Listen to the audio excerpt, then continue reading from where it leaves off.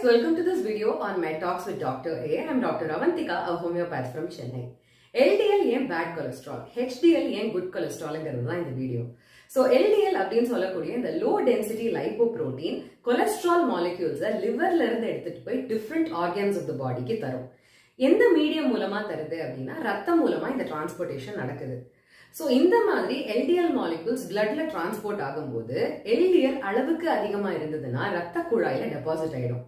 Over a period of time அந்த ரத்த குழாயை பிளாக் ஆகி ஹார்ட் அட்டாக் அண்ட் ஸ்ட்ரோக் போன்ற காம்ப்ளிகேஷன்ஸ் டெவலப் ஆகும்.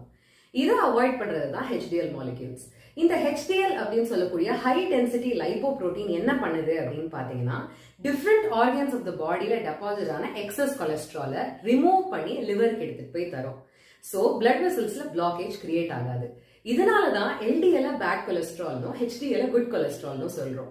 இந்த லெவல்ஸ் எப்படி கண்ட்ரோல் பண்றது நெக்ஸ்ட்